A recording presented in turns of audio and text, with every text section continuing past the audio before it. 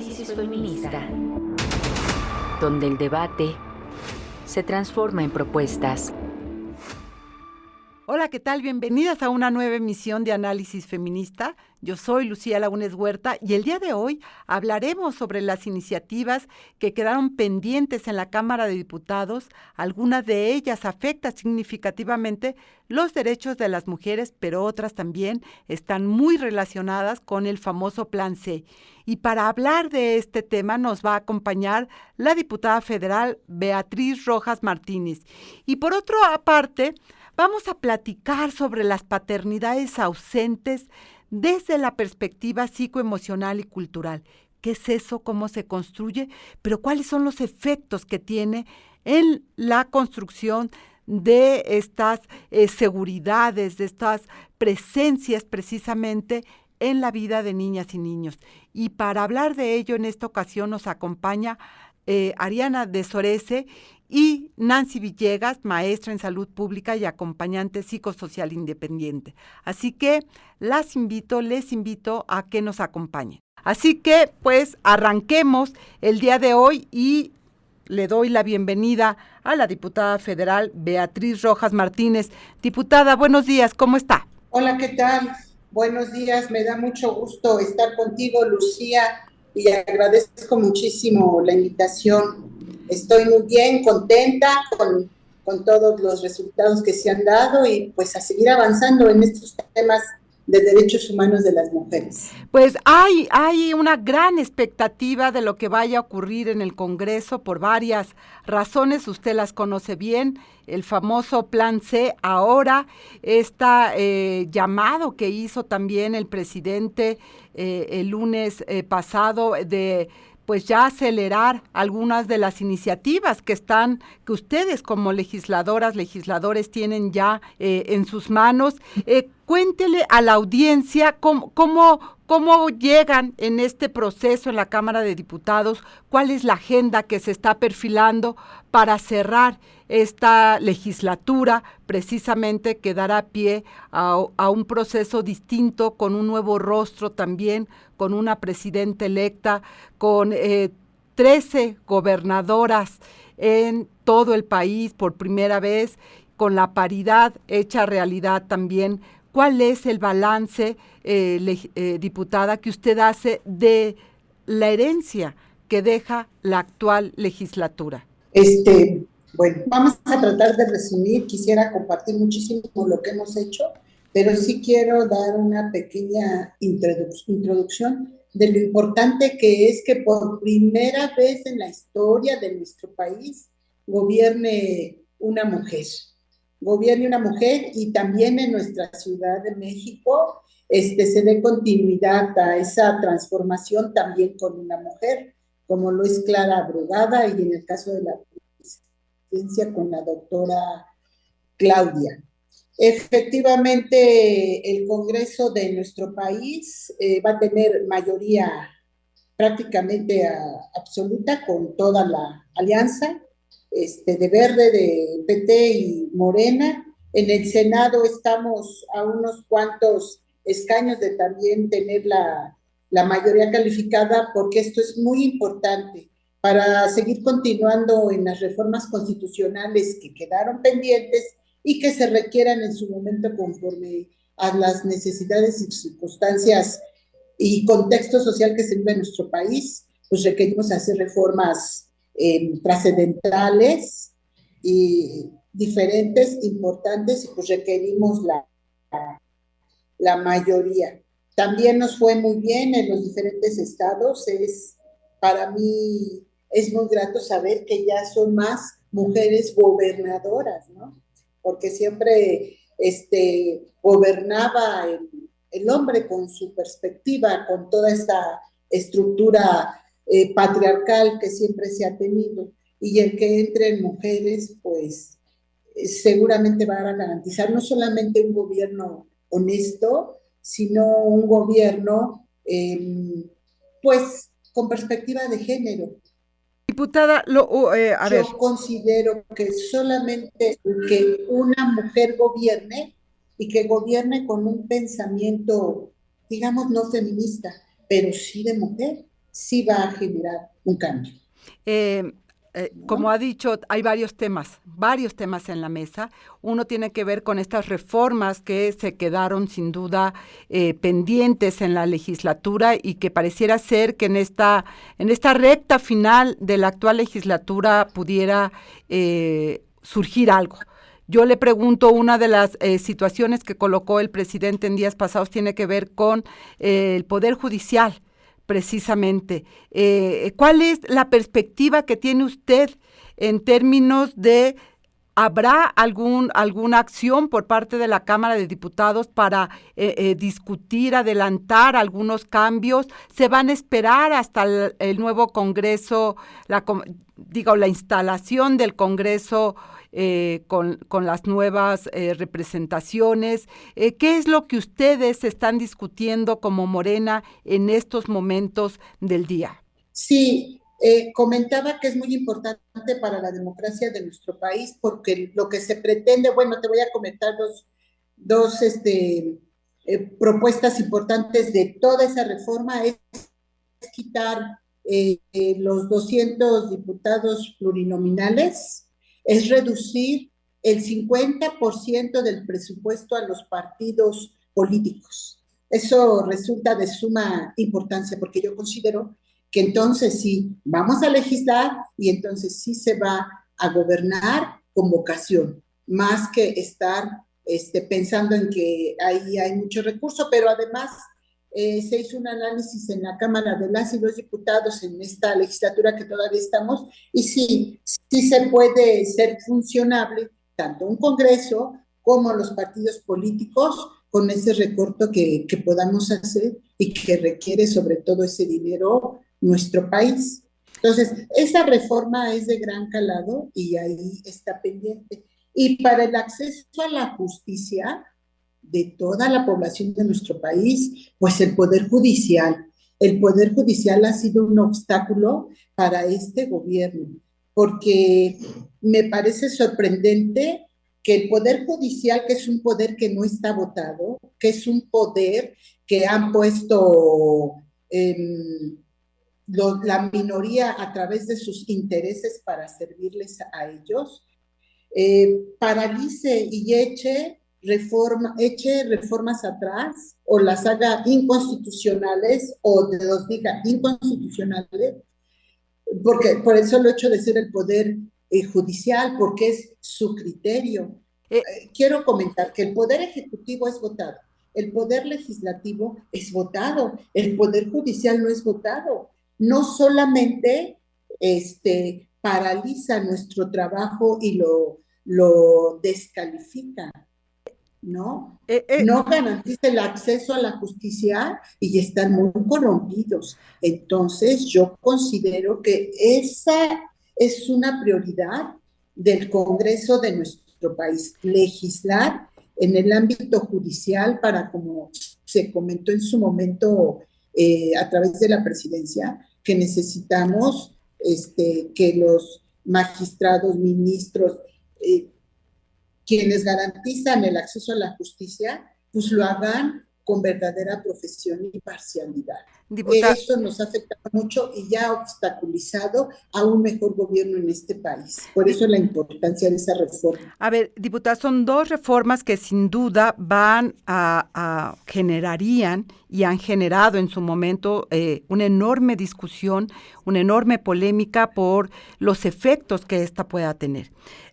Ya que menciona la reforma del Poder Judicial, algo que ha señalado reiteradamente la presidenta ministra de la Suprema Corte de Justicia de la Nación y que tras las declaraciones del presidente Andrés Manuel López Obrador ha vuelto a reiterar, es un diálogo, una escucha. Le pregunto nuevamente, ¿ustedes como actual Congreso estarán tomando alguna acción para avanzar en estas dos reformas que usted señala como fundamentales? Y si es así, ¿van a establecer un diálogo con la Suprema Corte de Justicia para escuchar lo que ellos y ellas tendrían que decir? Porque ahí también, como hay que recordar, está por primera vez una mujer, la ministra Norma Piña, y ella ha llamado precisamente al diálogo, a la escucha, a construir un consenso sobre lo que tendría que haber en términos de cambios, si es que se hacen necesario en el sistema de justicia. ¿Hay alguna acción ahí por parte de ustedes? Mira, Lucía, comentarte, nosotros, después de este proceso electoral, nos vamos a reunir el grupo parlamentario de Morena de esta legislatura que aún está vigente para el martes. Nos están citando para el día martes. Precisamente no nos reunimos antes porque, bueno, tú sabes que se cerró el periodo de sesiones el 30 de abril y luego vino todo este proceso tan desgastante como es el proceso electoral. Y nosotros nos reuniríamos, el grupo parlamentario, el próximo martes. Para discutir esto, pregunto. Para ver qué sigue, qué vamos a hacer aún todavía en esta legislatura, ¿no? Comentarte que decirte que lo podamos llevar a... Ya se discutió, mira, ya hubo mesas de trabajo, foros de manera permanente, ya vino la presidenta ministra a esos foros, ya hubo un debate, ya se deja toda la información, ¿no? De los diferentes puntos de vista, no solamente del Poder Judicial, del Poder Legislativo, del Ejecutivo, sino también de académicos, de especialistas en el tema, ajenos a los tres poderes. Ahí ya van a tener toda la información porque ya se llevaron mesas de trabajo. Que se pueda discutir en un periodo extraordinario, que es la manera en que nosotros lo podríamos hacer, resulta complejo porque no tenemos esa mayoría constitucional que se requiere, aunque estas reformas se hicieron a las leyes secundarias para garantizar, pero seguramente todo este material que dejamos y con esa mayoría que va a llegar, lo van a poder hacer a nivel constitucional.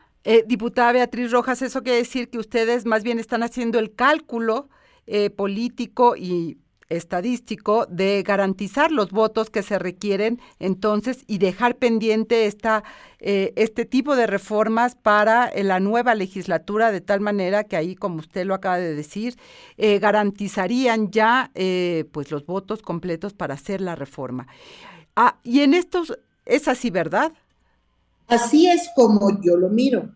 Si el martes que tenemos reunión nos informaran que como ya hicieron todas estas mesas de trabajo, de diálogo, y que como son leyes secundarias, se suban en un extraordinario y que esta legislatura lo apruebe, pues así será. Si se considera que se puede esperar y entonces con una mayoría absoluta se pueda hacer a nivel constitucional, ¿no? Ya habría que ver una valoración, ¿no? Y lo mismo pasaría con la reforma electoral que hoy pues les ha dado, ustedes están planteando eliminar precisamente las legislaturas plurinominales, que son las que hoy también les están dando a ustedes la mayoría. Así es. Entonces, sí. Hoy se benefician de una reforma. Hoy tuvimos, claro, que quieren porque cambiar. Tuvimos que, de alguna manera, pues si no se modificó la norma, tuvimos que regirnos sobre esa norma. A final de cuentas, ahí estamos, pero no se quita el dedo del renglón de hacer esas transformaciones que requiere continuar. Por eso se habla de que se va a seguir, como lo dice la doctora Claudia, construyendo el segundo piso de la transformación. Tuvimos que conducirnos de esa manera porque así está la norma y la ley. Claro, y que ustedes también como fracción, como partido y ahora como coalición, pues van a ganar, gracias a los plurinominales también, una mayoría que les va a permitir pues eso, tal cual lo ha señalado usted, poder hacer las reformas constitucionales independientemente de las otras voces que han señalado pues los riesgos que puede traer estos cambios constitucionales que se han planteado. Esto es parte de la discusión que está hoy y también estaremos pendientes. Y vamos a entrar, si le parece, diputada, después de este corte, a analizar lo que esta legislatura deja pendiente en materia de derechos humanos de las mujeres y hacia dónde estaría perfilándose. Vamos a un corte de estación y volvemos. Análisis feminista, donde el debate se transforma en propuestas. Ay, Lucía, pues a mí me gustaría estar mucho tiempo más contigo. Antes de pasar a lo que queda pendiente, me gustaría comentarte, yo estuve en la 64 y 65 legislatura y quisiera comentarte a grandes rasgos la importancia de las reformas que hicimos, por ejemplo, en la 64 legislatura, una reforma que fue muy importante fue la paridad en todo, porque esa reforma que hicimos, hubo modificación a 86 leyes para armonizar el principio de igualdad entre hombres y mujeres en todos los espacios y asegurar la participación política y pública de las mujeres. Gracias a ella tenemos, claro, gracias a ella tuvimos el Congreso de Paridad en Todo, tenemos las 13 gobernadoras, o sea, los efectos de esa reforma sin duda son muy importantes, aun cuando en su momento de repente algunos líderes de los partidos políticos intentaron echarla atrás. Diputada, no siempre están contentos con la paridad y con la presencia de las mujeres en términos de igualdad. Lo sé que no es sencillo. Sí, no es sencillo. Cada espacio que ocupa una mujer, un espacio que pierde el hombre. Estaban acostumbrados a tenerlo todo. A tenerlo todo, a hacer las leyes con su perspectiva, con esa estructura patriarcal, con esa forma de pensar machista, y ahorita, bueno, las cosas tienen que cambiar. No es posible que seamos más de la mitad de la población y no seamos parte del gobierno, de las políticas públicas. En la paridad que tendría que haber. Y hablando ya que usted toca el tema de paridad, sin duda es uno de los elementos fundamentales, y lo decía muy al principio, pueden no ser feministas quienes llegan a los espacios de poder, pero es necesario que recuperen en el centro de su mandato precisamente velar por los derechos humanos de las mujeres. Y uno de los temas centrales, porque los frutos están ahí, el hecho de haber logrado en la 64 legislatura el avance para la paridad en todo, fue gracias también al acuerdo entre ustedes como legisladoras, a los pactos internos que hicieron para poder avanzar. Y esto es necesario al momento de hacer política. Los consensos, los acuerdos para colocar en el centro los derechos humanos de las mujeres. Y esta legislatura que está terminando queda también con algunos pendientes, yo diría con varios, en esa materia de los derechos humanos de las mujeres, porque ha sido muy difícil precisamente poder hacer estos pactos. Creo que una de las acciones más importantes que ustedes lograron hacer tanto en la Cámara de Diputados como en el Senado fue frenar precisamente este retroceso que se intentaba hacer en materia de paridad en todo. Y ahí sí lograron el acuerdo de las legisladoras de los distintos partidos políticos en el Congreso para decir ni un paso atrás. Y eso me parece que es uno de los elementos nodales. En ese mismo sentido, diputada Beatriz Rojas Martínez, ¿cuál es la agenda sustancial que esta Cámara de Diputados recomienda, deja como prioritaria, yo le preguntaría, para el nuevo Congreso donde ustedes tendrán mayoría? Mira, te voy a comentar rapidísimo, como te decía al inicio, te voy a comentar rapidísimo las reformas que se hicieron y que son muy importantes. De verdad que en la 64 y 65 legislatura hubo un avance muy importante. Pero ¿qué es más importante? Que las mujeres, la ciudadanía en general y la población de nuestro país lo sepa para hacerlas valer. Por ejemplo, la ley Ingrid, que fue muy importante para castigar a las y los funcionarios públicos que difundan imágenes de información de mujeres víctimas de feminicidio. Seguimos luchando contra muchas violencias y surgen nuevas violencias, ¿no? Por eso es muy importante la digital contra las mujeres, esta violencia olímpica, la ley Malena, que es sancionar hasta con 15 años de prisión a quienes infieran lesiones con ácidos, sustancias corrosivas. Y que sin duda todas ellas son muy importantes, gracias, y llevan los nombres de las víctimas, porque estos casos, Ingrid, Malena, Olimpia, son mujeres que tuvieron que sobreponer su resiliencia para poder trascender el dolor que les implicó la violencia feminicida, y una forma de honrar esto ha sido a través de nombrar a las víctimas en estas leyes. Sin duda es muy importante que la ciudadanía conozca estas leyes que ya hemos abordado en diferentes momentos en este espacio, pero el objetivo también es poder saber qué es lo que se queda, diputada, porque ustedes van a, digamos, cada cambio de legislatura va dejando pendientes a la legislatura que entra. Y ustedes, por supuesto, no son la excepción. ¿Qué legislaturas se quedaron en el tintero por falta de consenso, por falta de prioridad? Porque no es sencillo, aun cuando se llegue en el número, poder colocar en el centro de la prioridad la vida y la integridad de las mujeres.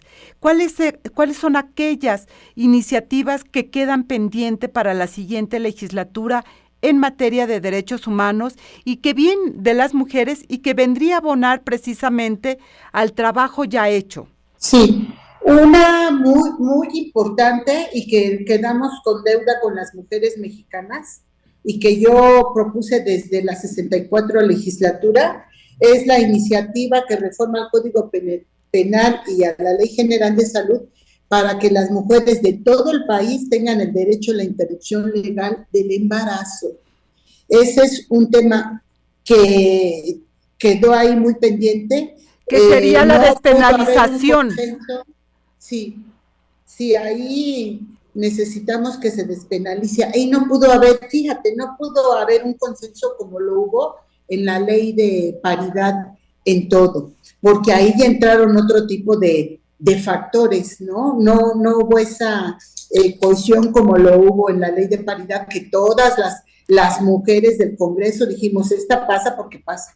Aquí fue muy complicado, todas sabemos que en la Ciudad de México se dio en el 2007, en Oaxaca, en Hidalgo, en Veracruz, se ha estado despenalizando en diferentes en congresos de estados de nuestro país. Sin embargo, esta reforma era de un gran calado, porque era ya que todas las mujeres de nuestro país no fueran criminalizadas por el derecho a decidir. No tal cual lo dijo la Suprema Corte.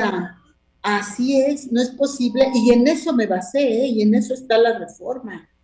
Y no es posible que en unos países, en unos estados de nuestro país, las mujeres sí tengan derecho y en otros no. Entonces, esa es una gran tarea para esta mayoría que llega al Congreso. Y una pregunta, ¿ya pasó por comisiones esta iniciativa? ¿Ya pasó por comisiones?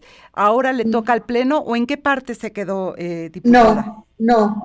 De hecho, como eran, estas comisiones tenían que pasar por la de justicia, porque estamos tocando todo Código Penal y Ley General de Salud, y en ambos son hombres, en una de ellas un panista del grupo parlamentario del PAN. Difícilmente quisieron dar la discusión de estos temas, y te hablo de dos legislaturas que fue la 64 y 65. Entonces eso queda pendiente, y esa es una reforma. Y entonces otra reforma, sí. Sí, perdón, otra reforma y ahorita le pregunto. Sí, otra reforma muy importante que no está tan visible aún y que sin embargo es muy delicada para las mujeres y que es una propuesta mía, es la prohibición de vientres de alquiler. Es una iniciativa que reformó a la ley que propuse, reformar la Ley General para prevenir, sancionar y erradicar los delitos en materia de trata de personas y a la Ley General de Salud. Ahí también sería para las comisiones, para sancionar el alquiler de vientres y la donación de óvulos con una pena de 15 a 25 años. Es un tema que no está muy visto, sin embargo, las mujeres estamos sufriendo mucha violencia en ese aspecto. Absolutamente. ¿No? Y te puedo comentar algunos puntos importantes de por qué es necesario sancionarla. Solo en 2 entidades federativas está regulado, uno es Tabasco y el otro, si no me equivoco, es Sonora o Sinaloa. No, es en Tabasco y en Querétaro, creo. Bueno, Tabasco, bueno. Podemos o en Sonora, sí. Yo creo que es Sonora, diputada, si mi sí. memoria no me falla, pero le pregunto, ¿el partido Morena estaría dispuesto a hacer valer estas 2 iniciativas que usted deja en la próxima legislatura? Sí, yo considero que sí. ¿Hay un acuerdo partidario en ese sentido? Un acuerdo como tal, no, pero seguramente va a haber Consejo Nacional y ahí se van a poner, precisamente se va a tener que trabajar la agenda para nuestro país, pero es muy importante que se trabaje la agenda de los derechos humanos de las mujeres y sus avances. Siempre se tiene que pensar en avances, nunca en retroceso o mantenerse ahí. El partido de Morena, y en este caso el grupo parlamentario de Morena, se asume como feminista, tiene un gran compromiso con los derechos humanos de las mujeres. Por eso, para mí es muy importante que a la presidencia llegue una mujer que también ha dicho que tiene un gran compromiso con las mujeres y se ha dicho feminista, y no digo todavía más el compromiso que nos ha comentado que tiene y que asume la licenciada Clara Brugada también, ¿no? Aquí en nuestra ciudad. Pero hay un compromiso. ¿Usted diría que en la agenda precisamente de la próxima presidenta estos 2 temas, la despenalización del aborto y la prohibición de los vientres de alquiler o la maternidad subrogada, serán temas que irán de la mano con la presidenta? Sí, así lo creo. Sí, son temas que no se deben de dejar de debatir. ¿Hay algún compromiso? ¿Hay algún compromiso que ustedes como Morena, como militantes, legisladoras de Morena, hayan trabajado con la actual presidenta electa para caminar a favor de los derechos humanos de las mujeres y no al retroceso? Sí hay un compromiso, porque cuando teníamos reunión con ella, hablábamos de la importancia de trabajar esta agenda de los derechos humanos de las mujeres. Sí, ella sí tiene un compromiso y tiene un gran compromiso en el tema del acceso a la justicia, para las mujeres, que es un tema que tenemos pendiente, precisamente por el tema del Poder Judicial y cómo está de corrupto y corrompido. ¿Y cree que tenga la iniciativa de colocar precisamente en la mesa la despenalización del aborto, la presidenta Claudia Sheinbaum? Sí la tiene. ¿Lo veremos en la próxima legislatura? Sí, de hecho van a llegar legisladoras que estuvieron en la Comisión de Igualdad de Género muy comprometidas con los derechos de las mujeres y que van a entrar a esta próxima legislatura, que serían las 66, con las que yo tengo contacto de manera permanente y que bueno, ahí les voy a decir, ahí ya se quedan esas reformas, ya con mesas de trabajo, ya con diversas opiniones y que desde la trinchera donde me corresponda estar, ahí vamos a estar trabajando, porque si bien es cierto, los cargos son transitorios, mi convicción y mi feminismo es de manera permanente. Pues veremos si logramos, se logra avanzar precisamente con esta nueva legislatura, con la presidenta, en estos dos temas que deja el Congreso, precisamente la despenalización del aborto y precisamente también el cierre a esta explotación, como se le ha llamado, obstétrica de las mujeres a través de la maternidad subrogada. Diputada Beatriz Rojas Martínez, muchísimas gracias por habernos tomado esta llamada y por hacer este corte de caja de lo que hoy deja esta 65 legislatura y lo que viene para lo siguiente. Muchísimas gracias. Análisis feminista, donde el debate se transforma en propuestas. Vamos a hablar precisamente sobre paternidades ausentes desde una perspectiva psicoemocional y cultural. En breve se estará festejando nuevamente, conmemorando el Día del Padre, pero más allá de esta ola consumista de comprar regalos, de etcétera, etcétera, ¿qué significa la ausencia paterna? Y cuando me refiero a la ausencia paterna, no me refiero a que no haya un papá en casa, pero el ejercicio de la paternidad va más allá de la presencia física de un personaje, de una persona masculina, sino el ejercicio de la paternidad. Lo que hemos ido mirando es que las mujeres terminan como las responsables absolutas de la crianza, de los cuidados, de la atención de hijas e hijos. Y para hablar de ello, hemos invitado a Nancy Villegas García. Ella es psicóloga, maestra en salud pública y acompañante psicosocial independiente en temas de violencia de género y violencia sexual, migración, derechos humanos, y agradecemos también que esté pues aquí. Muchísimas gracias, Nancy, por esta conversación. ¿Cómo definiríamos esta ausencia de paternidad en los hogares que tiene impactos muy fuertes en la vida de niñas y niños? Hola Lucia, a todas, muy buenos días, gracias por la invitación antes que nada, y bueno, es un súper tema, ¿no? Y bueno, en estas definiciones de padres ausentes, bueno, como bien lo mencionabas, estamos hablando de una paternidad en la que el ejercicio de esta se caracteriza por tener una poca o nula participación en el proceso de crianza. Puede ser como de diferentes maneras, ¿no? Delegar las responsabilidades de la crianza por completo, una muy poca participación, o que no convivan, o que estén presentes, pero no se forman vínculos afectivos, ¿no? Ni atención, ni nada. Entonces, dentro de estas podemos tener como ciertos ejemplos, ¿no?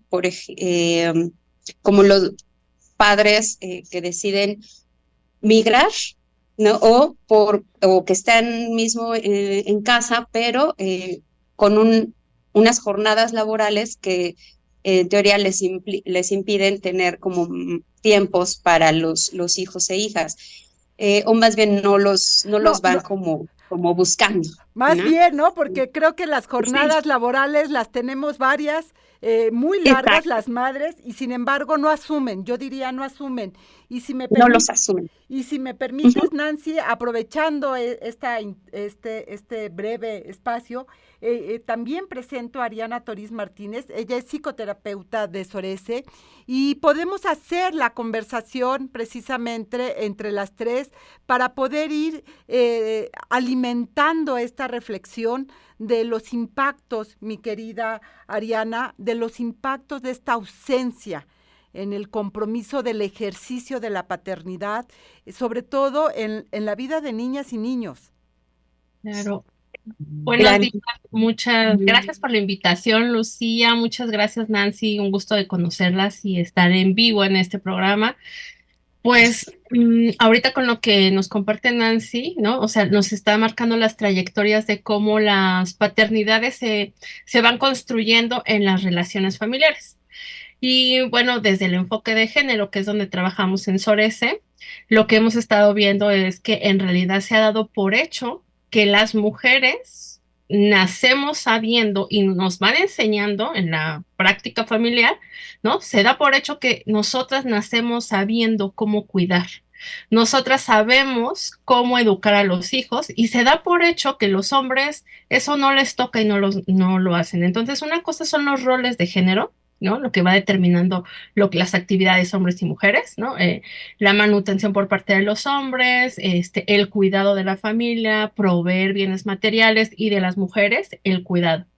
Esos son los roles que se han construido históricamente en la sociedad, y esos roles han dado o han construido mandatos de género. Es decir, el mandato es justamente que se hace una ley, Sí. que los hombres no están enfrente o en la crianza de los hijos.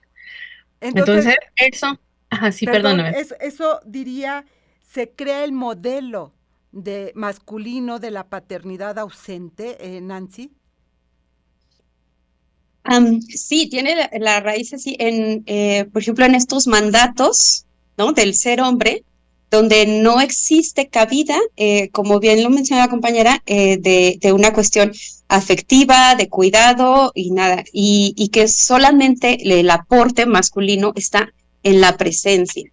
Y entonces, en esta presencia es tan fuerte desde esta estructura patriarcal, que a veces la presencia masculina es solo dar el nombre o el reconocer a las infancias. Aunque no se haga nada más, ya con el simple hecho de dar el nombre, el apellido, ya ya se sienten como que ya cumplieron su función, ¿no? Porque este mandato masculino de proveer les da la pauta para que, aunque sea la presencia del nombre, ya sea una manera de proveer algo, de proveer la cercanía de un varón, ¿no? Y todo lo que esto implica en una cuestión cultural, ¿no? De, bueno, no es bastarda, o es una bastarda, ¿no? O sea, sí tiene un papá que le reconoció. Que ha sido un cambio muy importante, ¿no? Dejar de usar esta palabra, por ejemplo, ha sido muy importante porque se volvió un estigma, precisamente. Exacto. Y un efecto discriminatorio y muy doloroso, incluso para las personas que eran calificadas como tal. Pero volviendo a estos modelos patriarcales de la paternidad ausente, es decir, involucrada realmente en el contacto emocional, físico con sus hijas e hijos, tiene impactos en la construcción de esos seres que viven, no lo sé, ustedes son las expertas, sí con una ausencia, con una carencia de ese hombre, ya sea esté o no esté. Finalmente, creo que la presencia física de los padres no necesariamente garantiza este ejercicio afectivo. Muchas veces creo que las familias se transforman cuando llega el papá a las casas, ¿no? Y cambia la dinámica familiar, mi querida Ariana. Claro, te quiero poner un ejemplo para ver el impacto de la ausencia de los padres. Por ejemplo, cuando tomamos una decisión los seres humanos, ¿no? No sé, algo muy sencillo. ¿Voy a esta escuela o voy a esta escuela? ¿Estudio la prepa o estudio en un CETIS? Esa es una decisión a la que se enfrentan los chicos, las chicas, les chiques. Ajá. Para tomar una decisión necesitamos fuerza, es decir, decidir, y de ahí no me quito.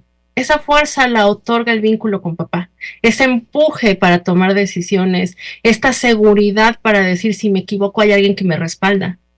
Entonces, justo una de las implicaciones que tiene en la construcción del ser humano la ausencia, pues es la inseguridad, la falta de tomar decisiones, ¿no? O sea, nos cuesta mucho trabajo tomar decisiones porque no tenemos atrás de nosotros o al lado de nosotros o enfrente de nosotros una figura masculina que nos haga sentirnos respaldados. Entonces, directamente una consecuencia es en la toma de decisiones. Y bueno, pues quienes acompañamos, vamos acompañándolos a los seres humanos para que construyan esas herramientas con la ausencia de padres.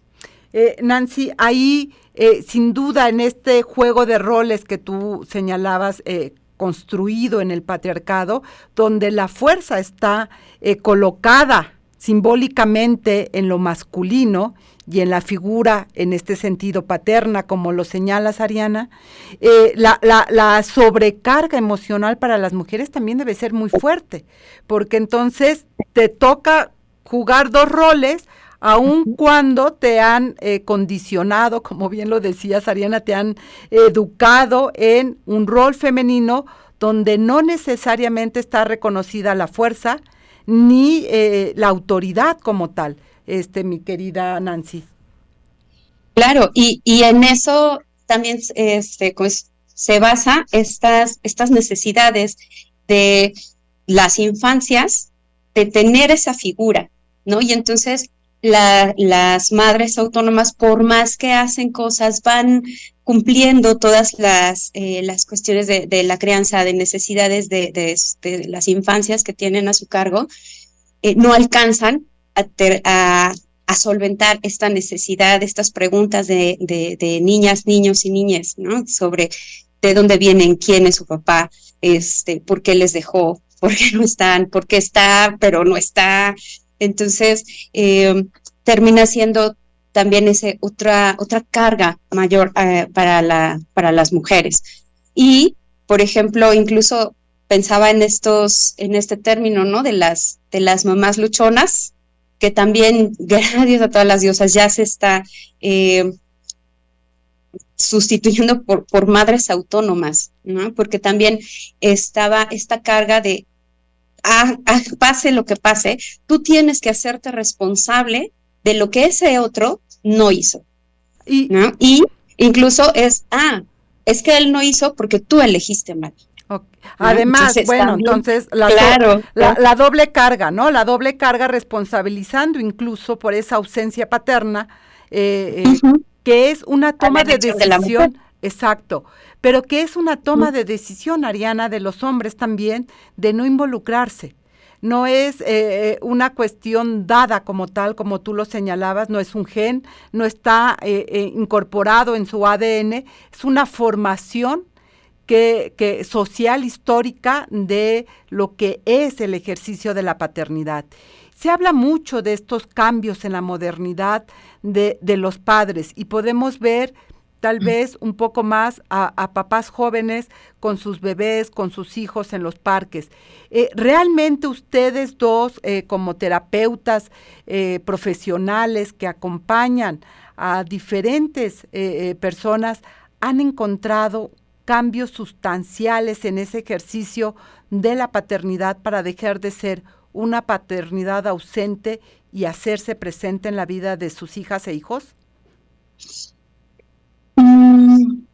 Creo que está iniciando porque llevar a los hijos a la escuela o a la guardería no baja la profundidad, porque a lo que yo me hacía referencia de la toma de decisiones, se requiere que el papá no solo es que te lleve, sino que entable esta conversación, que se comparta como ser humano, que guíe, que oriente, que construya un vínculo con ese hijo, ¿no? O sea, porque sí vemos más padres que llevan a sus hijos o que están con ellos o como que modifican, ¿no? Actividades o ponen al centro de sus actividades a sus hijos, ¿no? Tengo un colega que, por ejemplo, sí hace ese tipo de cosas, pero hace falta ir tejiendo, digamos, como el vínculo, ir tejiéndolo entre padres e hijos, es decir, construir como todo, quiénes son esos dos seres, ¿no? Construir ese vínculo de qué nos gusta, qué vamos a hacer, hacia dónde vamos.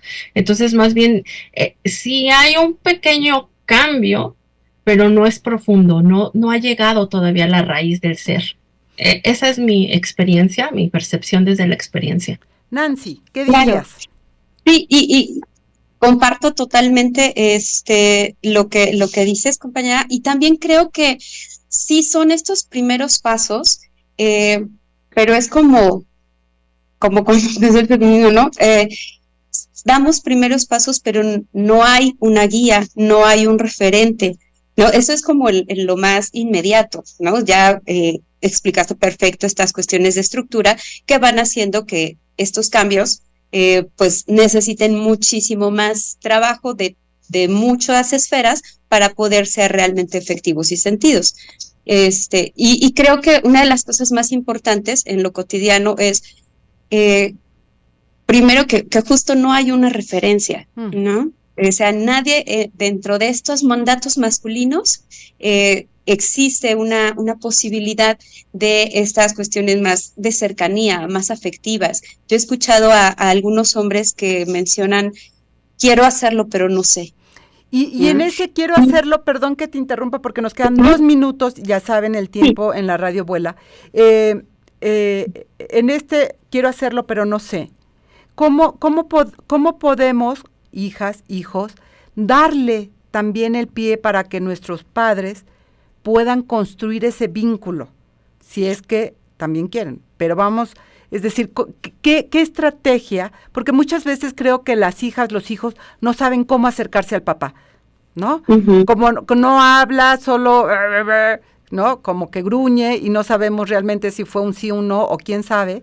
¿Qué estrategia sí ustedes recomendarían o sugerirían que pueda desarrollarse en el marco de la dinámica familiar para acercar ese vínculo? Ariana. Bueno, ahorita escuchándote, de pronto lo que se me viene a la mente es como alguna de las cosas que hago con los niños que acompaño es que empiecen a hacerle una entrevista, ¿no? O sea, ¿qué quisieras conocer de papá? ¿Cómo te gustaría acercarte, papá? Obsérvalo, qué le gusta, ¿no? O sea, como ir dándoles herramientas para que puedan tener una comunicación más horizontal y profunda. ¿Por qué? Porque generalmente los papás o los hijos es, ¿cómo estás? Bien. ¿Cómo te fue a la escuela? Bien. ¿Qué hiciste? Aquí en la casa. ¿Ya hiciste la tarea? Sí, no, como que una comunicación que no hay diálogo. Okay. Es unipersonal y unidireccional. Entonces, es hacer demás preguntas, ¿no? ¿Qué quieres saber? ¿Quién es la otra persona con la que yo comparto tanto tiempo? Entonces, una herramienta sería como o sea, preguntas que me permitan conocer a la otra persona. ¿A los cuántos años se te cayó el primer diente? Por ejemplo. ¿Y qué hiciste? Nancy. Sí, perdón. 30 segundos, perdón. Creo que dentro de estas estrategias también es como abrir al modelo masculino, es decir, que las infancias no solamente ubiquen al papá como la figura paterna, ¿no? Sino que puede haber a su alrededor, en su contexto, otros modelos masculinos. ¿Qué significa eso y cómo pueden estar en cercanía con ellos? Pensando sobre todo en estos, en el supremo de la ausencia paterna, ¿no? Que no hay, ¿no? Que no quiere un contacto con hijos e hijas. Entonces, ¿cómo podrían estos niños acercarse, ¿no? Aún más que al papá directo, a la figura masculina. Eso fue todo en este episodio de Análisis Feminista. Les invito a compartir sus comentarios en nuestras redes sociales y recuerde que puede escuchar el resto de nuestros episodios a través de las plataformas de Spotify y SoundCloud. Análisis Feminista, donde el debate se transforma en propuestas.